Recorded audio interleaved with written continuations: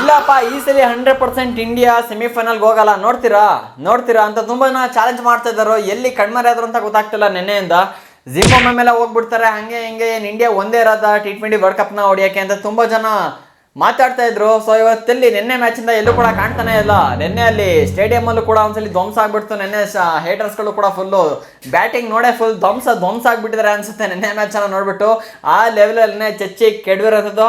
ಅದಾದ್ಮೇಲೆ ಇನ್ನೂ ಗೆಲ್ಲರಿಗೆ ಇನ್ನೂ ಕೂಡ ಡೌಟ್ ಬರ್ತಾ ಇದೆ. ನಮ್ಮ ಇಂಡಿಯಾಗೆ ಇನ್ನೂ ಕೂಡ ಚಾನ್ಸ್ ಇದೆಯಾ ಸೆಮಿಫೈನಲ್ಗೆ ಹೋಗೋಕ್ಕೆ? ಇಲ್ಲಾಂದ್ರೆ ವೆಸ್ಟ್ ಇಂಡೀಸ್ ಮೇಲೆ ಎಷ್ಟರಿಂದ ವಿನ್ ಆಗಬೇಕು, ಅದಾದ್ಮೇಲೆ ಪಾಯಿಂಟ್ಸ್ ಟೇಬಲ್ ಯಾವ ಥರ ಇದೆ, ಪ್ರತಿಯೊಂದು ಕೂಡ ನೀವು ಸರ್ಚ್ ಮಾಡ್ತಾನೆ ಇರ್ತೀರ. ಕೆಲವ್ರಿಗೆ ಕನ್ಫ್ಯೂಸ್ ಕೂಡ ಇರುತ್ತೆ.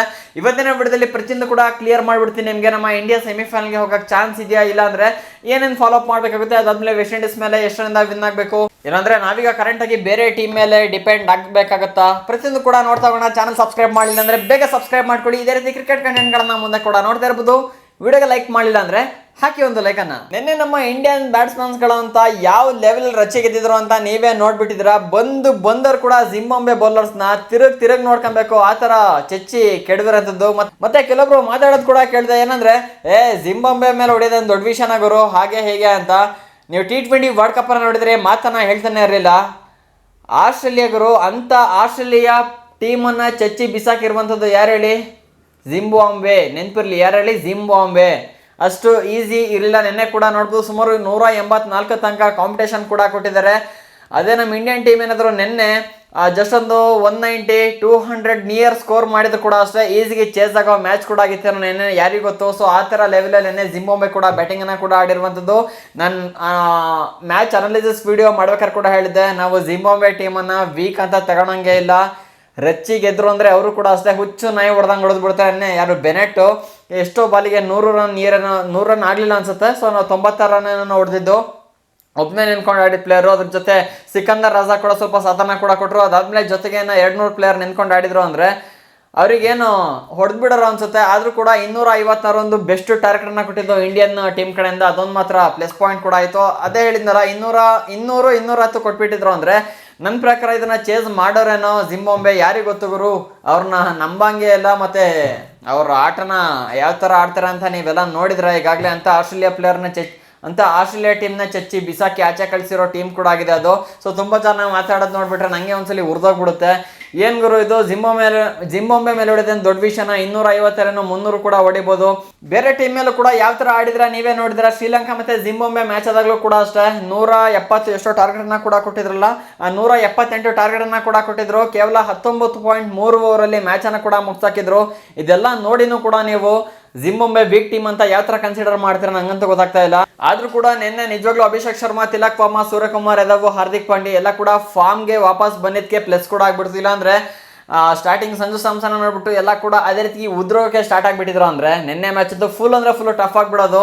ನಿನ್ನೆ ಇಂಡಿಯಾ ಆಚೆ ಹೋಗೋ ಪರಿಸ್ಥಿತಿ ಕೂಡ ಉಂಟಾಗ್ಬೋದಿತ್ತೇನೋ, ಯಾರಿಗೂ ಗೊತ್ತು.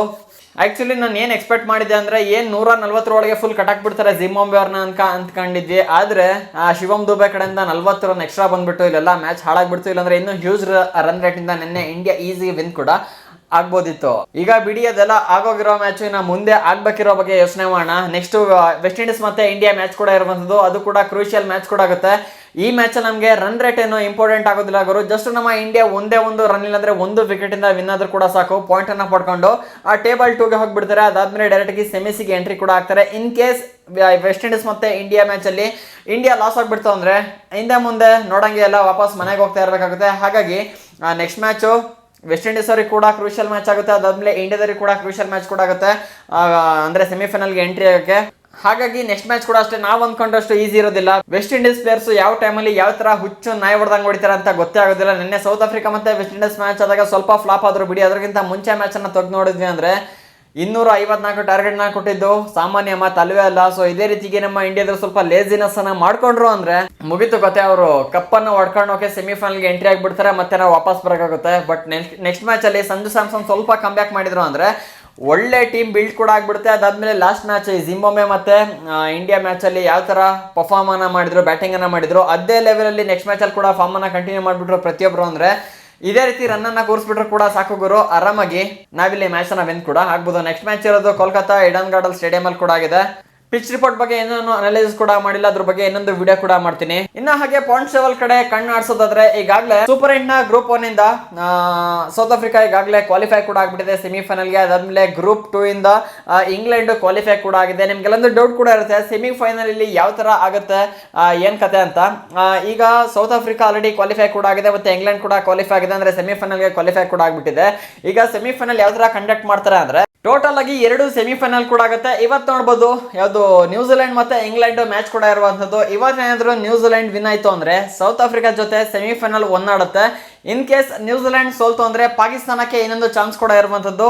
ಅಂದ್ರೆ ನ್ಯೂಜಿಲೆಂಡ್ ಸೋಲ್ಬೇಕು ಇದನ್ನ ಮ್ಯಾಚ್ ಅಲ್ಲಿ. ನ್ಯೂಜಿಲೆಂಡ್ ಸೋಲ್ತು ಅಂದ್ರೆ ಮಾತ್ರ ಪಾಕಿಸ್ತಾನಕ್ಕೆ ಒಂದು ಚಾನ್ಸ್ ಕೂಡ ಇರುತ್ತೆ. ಅದಾದ್ಮೇಲೆ ಈಗ ಮತ್ತೆ ಪಾಕಿಸ್ತಾನ ಮತ್ತೆ ಶ್ರೀಲಂಕಾ ಮ್ಯಾಚ್ ಕೂಡ ಆಗುತ್ತಲ್ಲ, ಅದರಲ್ಲಿ ಪಾಕಿಸ್ತಾನ ಹ್ಯೂಜ್ ರನ್ ರೇಟ್ ಇಂದ ಶ್ರೀಲಂಕಾವನ್ನ ಸೋಲ್ಸ್ಬೇಕಾಗುತ್ತೆ. ಅವಾಗ ಮಾತ್ರ ಸೆಮಿಫೈನಲ್ಗೆ ಎಂಟ್ರಿ ಆಗೋ ಚಾನ್ಸಸ್ ಕೂಡ ಇರುತ್ತೆ. ಇಲ್ಲ ಅಂದ್ರೆ ಇವತ್ತಿನ ಮ್ಯಾಚ್ ಅಲ್ಲಿ ಇಂಗ್ಲೆಂಡ್ ಮತ್ತೆ ನ್ಯೂಜಿಲೆಂಡ್ ಮ್ಯಾಚ್ ಅಲ್ಲಿ ನ್ಯೂಜಿಲೆಂಡ್ ವಿನ್ ಆಯ್ತು ಅಂದ್ರೆ ಡೈರೆಕ್ಟ್ ಸೆಮಿಫೈನಲ್ಗೆ ಬಂದ್ಬಿಡುತ್ತೆ. ಸೌತ್ ಆಫ್ರಿಕಾ ಜೊತೆ ಸೆಮಿಫೈನಲ್ 1 ಕೂಡ ಆಡುವಂಥದ್ದು. ಅದಾದ್ಮೇಲೆ ಇನ್ನು ಸೆಮಿಫೈನಲ್ 2 ಇಂಗ್ಲೆಂಡ್ ಜೊತೆ ಯಾರು ಆಡ್ತಾರೆ ಅಂದ್ರೆ ಈಗ ಇಂಡಿಯಾ ಮತ್ತೆ ವೆಸ್ಟ್ ಇಂಡೀಸ್ ಮಾರ್ಚ್ 1ಕ್ಕೆ ಮ್ಯಾಚ್ ಕೂಡ ಇದೆಯಲ್ಲ, ಆ ಮ್ಯಾಚ್ ಅಲ್ಲಿ ನಮ್ಮ ಇಂಡಿಯಾ ವಿನ್ ಆಯ್ತು ಅಂದ್ರೆ ಡೈರೆಕ್ಟ್ ಆಗಿ ಸೆಮಿಫೈನಲ್ ಇಂಗ್ಲೆಂಡ್ ಜೊತೆ ಕೂಡ ಆಡುತ್ತೆ. ಅದಾದ್ಮೇಲೆ ಅಲ್ಲಿ ಯಾರು ವಿನ್ ಆಗ್ತಾರೆ, ಈಗ ಎಕ್ಸಾಂಪಲ್ ಗೆ ಸೌತ್ ಆಫ್ರಿಕಾ ಮತ್ತೆ ನ್ಯೂಜಿಲೆಂಡ್ ಬಂತು ಅಂದ್ಕೊಳ್ಳಿ, ಅಲ್ಲಿ ಸೌತ್ ಆಫ್ರಿಕಾ ವಿನ್ ಆಯ್ತು ಅಂದ್ರೆ ಸೌತ್ ಆಫ್ರಿಕಾ ಫೈನಲ್ಗೆ ಆಗುತ್ತೆ. ಅದಾದ್ಮೇಲೆ ಇಲ್ಲಿ ಇಂಗ್ಲೆಂಡ್ ಮತ್ತೆ ಇಂಡಿಯಾ ಮ್ಯಾಚ್ ಆಯ್ತು ಅಂದ್ಕೊಳ್ಳಿ ಸೆಮಿಫೈನಲ್ ಅಲ್ಲಿ, ಅವಾಗ ಇಂಡಿಯಾ ವಿನ್ ಆಯ್ತು ಅಂದ್ರೆ ಡೈರೆಕ್ಟ್ ಆಗಿ ಫೈನಲ್ಗೆ ಇಲ್ಲಿ ಇಂಡಿಯಾ ಎಂಟ್ರಿ ಕೂಡ ಆಗುತ್ತೆ. ಅಲ್ಲಿ ಸೌತ್ ಆಫ್ರಿಕಾ ಎಕ್ಸಾಂಪಲ್ ಹೇಳ್ತಿದ್ದೀನಿ ಅಷ್ಟೇ, ಸೌತ್ ಆಫ್ರಿಕಾ ಮತ್ತೆ ಇಂಡಿಯಾ ಮ್ಯಾಚ್ ಕೂಡ ಅಲ್ಲಿ ಕಂಡಕ್ಟ್ ಆಗುತ್ತೆ. ಅಲ್ಲಿ ವಿನ್ ಆಯ್ತು ಅಂದ್ರೆ ಡೈರೆಕ್ಟ್ ಆಗಿ ಕಪ್